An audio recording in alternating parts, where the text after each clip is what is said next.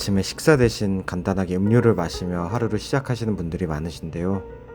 이렇게 건강을 위해 마시는 건강즙이 잘못 마시면 오히려 독이 될 수도 있다고 합니다. 같은 건강식품이라 해도 누군가에게는 보약이 되지만 누군가에게는 해가 될 수도 있는데요. 그럼 질환별로 주의해야 할 건강즙에 대해 알아보도록 하겠습니다. 먼저 위 질환을 갖고 계신 분은 마늘즙과 생강즙을 조심하셔야 된다고 합니다. 마늘과 생강 모두 매운맛을 내는 알리신 성분을 갖고 있는데요. 알리신은 면역력을 강화하고 항암 효과가 있는 것으로 알려져 있지만 위벽을 자극해서 소화불량, 속쓰림 등의 증상을 유발할 수도 있다고 합니다. 마늘즙은 생마늘보다 알리신 성분 함량이 높다고 하는데요.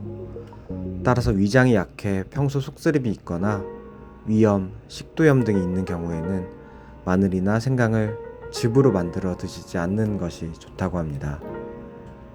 다음으로 콩팥 질환을 앓고 계신 분이라면 칼륨 함량이 높은 건강즙을 주의하셔야 한다고 합니다. 사과, 양파, 배는 칼륨 함량이 높은 대표적인 과일인데요. 칼륨은 고혈압에 영향을 줄 수 있는 나트륨의 과다 섭취를 막아주고 피로 해소, 근육 강화에 도움이 되지만 콩팥 질환을 앓고 계시다면 체내 칼륨 농도를 조절하기 어려워 노폐물의 거르는 역할을 하지 못하고 칼륨이 배출되지 못해 체내에 쌓이면서 심장 박동이 빨라지거나 부정맥 등의 문제가 생길 수 있다고 합니다. 다음으로 간 질환 환자분들은 칡즙과 헛개나무즙을 함부로 드시지 않도록 주의하셔야 한다고 합니다. 헛개나무즙은 간 독성을 일으킨다는 연구 결과가 있는데요. 간 기능이 저하된 상태에서 평소 먹지 않던 원료인 헛개나무를 고농축으로 먹으면 간이 잘 적응하지 못할 수 있다고 합니다.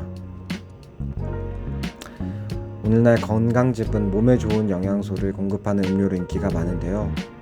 하지만 건강즙을 과다하게 마시거나 자신의 체질과 증상에 맞지 않는 것을 마시면 오히려 건강을 해칠 수 있습니다.